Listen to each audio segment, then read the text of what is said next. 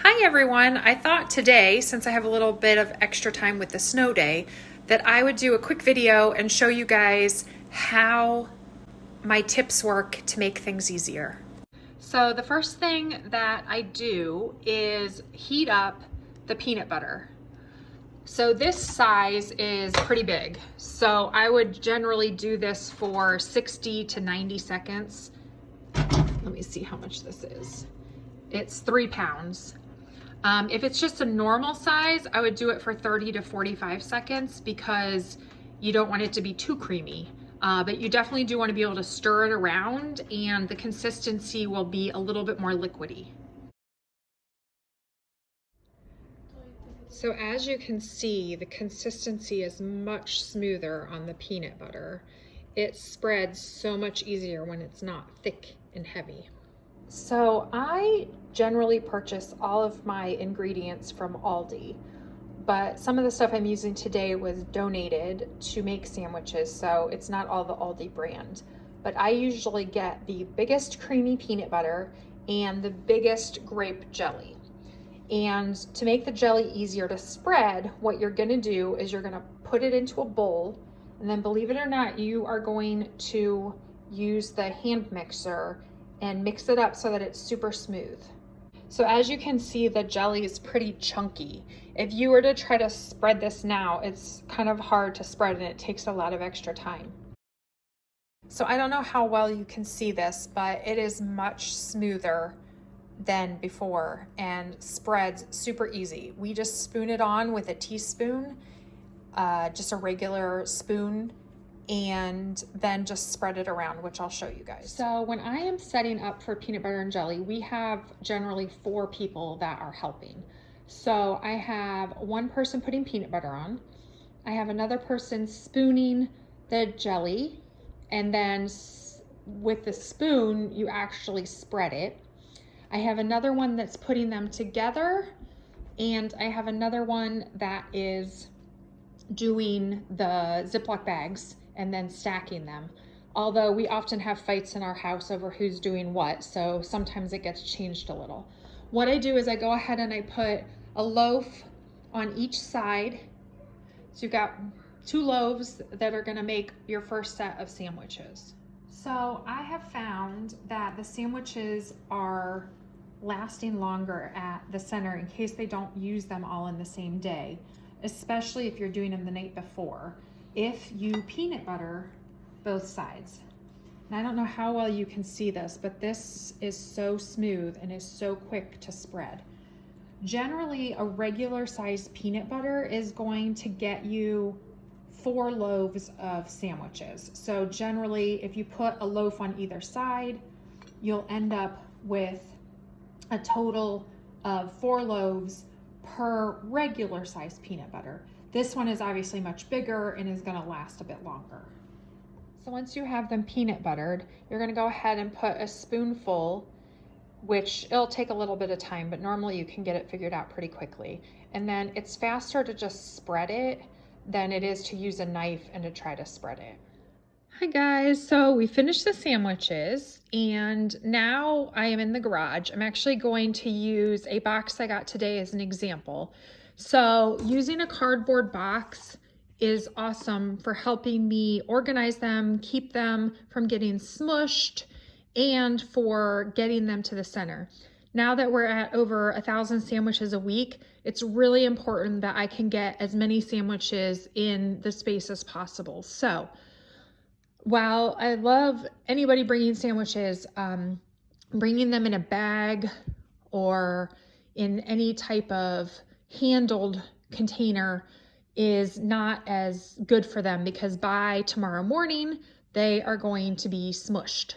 So I have this as an example. Please leave the flaps because we need to be able to close them so that we can load on top of each other. I've been getting a lot of people that are actually cutting off the flaps or sticking them inside. And this example, I'm just gonna show you how it's the best way to pack them. So as you can see, these are all packed. Just try to get them together as much as possible because then I was able to fit 3 more sandwiches in the side. Now, if you're doing a box that you can put a lot on top of each other, the best way to do it is, once you have a layer, is actually to go the opposite way, because it helps so that they don't get smushed. So for this box, I would go ahead and, as you can see, put them the other way. Can't get those to sit. Let's try that. And that way the weight is actually helping to keep them from getting smushed and going between each other. If you do it the other way, I just find that they don't sit as well, and that they push on each other. So once I have that all together, then I'm able to actually close this box, and then we can sit something else on it.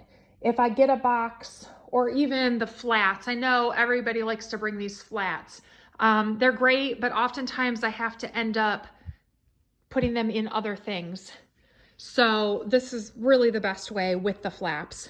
The other thing is that if you are bringing them and you have a bigger box, let's say, or even you have a box like this, so that has one layer in it and then the rest are stacked on top, feel free to put them like that, and then I can actually rearrange them into a box that has extra space. So don't worry if you've got a big Amazon box, or here I've got one that is actually a diaper box. They fit in there perfectly. I've added some in there, and then I can just close it.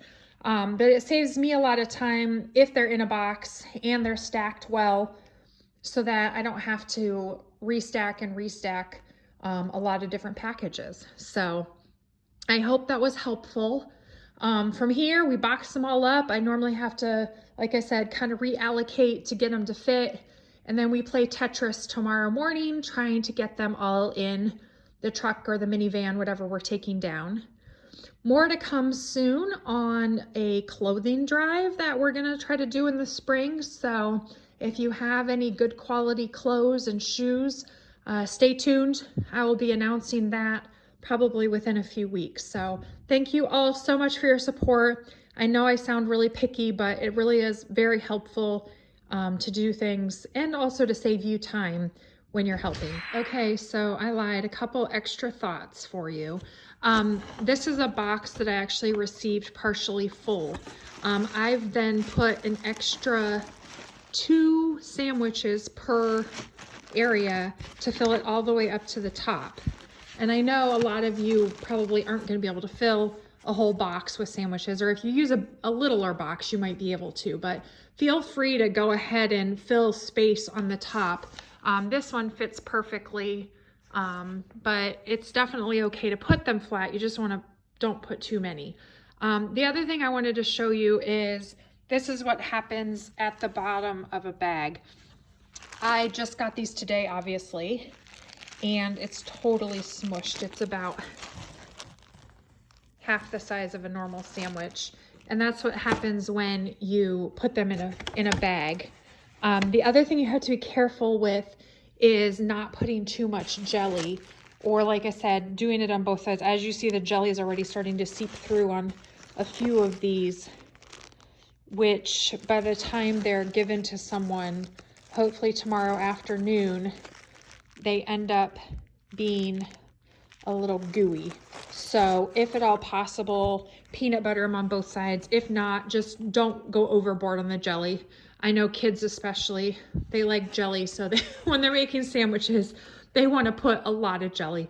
But just try to tell them that it's actually a better sandwich for the folks that are eating it if you go ahead and don't put too much jelly. So thank you everyone for your hard work. I am so appreciative of all of you who have made it possible for us to get them so many sandwiches each Tuesday. Thank you.